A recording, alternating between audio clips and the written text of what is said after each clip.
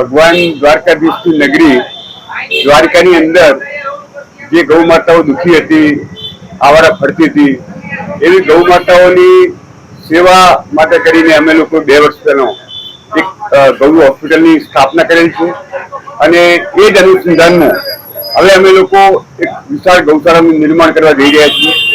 અમારી 138 વર્ષ જૂની જે હયાત ગૌશાળા છે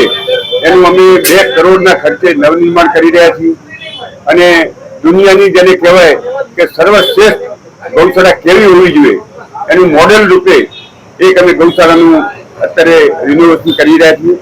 જેની અંદર આવારા ગૌ માતાઓને ઓપરેશન, પાટાપિંડી સારવાર અને પછી એનો આજીવન નિભાવ થાય।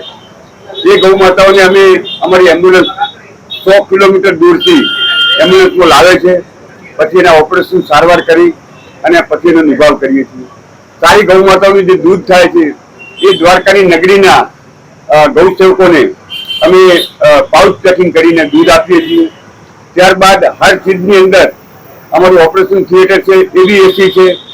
આઈસીયુ છે, એવી એસી છે અને ડોક્ટર 24 કલાક તો હાજર હોય છે। ગઈ રાતની વાત કરું તો રાત્રે 1:30 વાગે અમારા કાર્યકર ટ્રસ્ટી મિત્ર રામજીભાઈને ફોન આવ્યો તો 1:30 વાગે અમે બીમાર ગાયને લાવી અને એની સારવાર કરી છે। આવી એક સુંદર મજાની ગૌશાળાનું નિર્માણ અમે રિનોવેશન કરી રહ્યા છીએ કે જેની અંદર એક પણ ગાય દ્વારકાની નગરીની અંદર ભગવાન કૃષ્ણની પ્રિય એવી ગૌ માતા દુઃખી ન રહે, એની સારવાર થાય અને એને સારી રીતે સેવા થાય એ આશયથી આ ગૌશાળાનું નિર્માણ કરી રહ્યા છીએ, જેની અંદર 2 કરોડના ખર્ચને પહોંચી વળવા માટે એક ભાગવત કથાનું અમે આયોજન કરેલ છે, જેમાં કંકેશ્વરી દેવીના શ્રીમુખે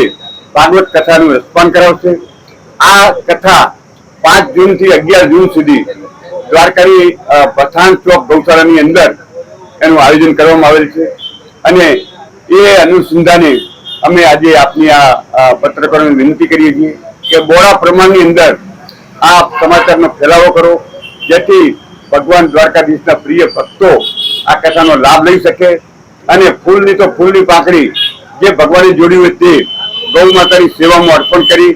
અને અમારા આ વિરાટ ખર્ચને પહોંચી વળવા માટે અમને આર્થિક યોગદાન આપી શકે, અનુદાન આપી શકે, બસ એ હેતુથી અમે આનું નિર્માણ કર્યું છે। જય ગૌ માતા, જય ગૌ।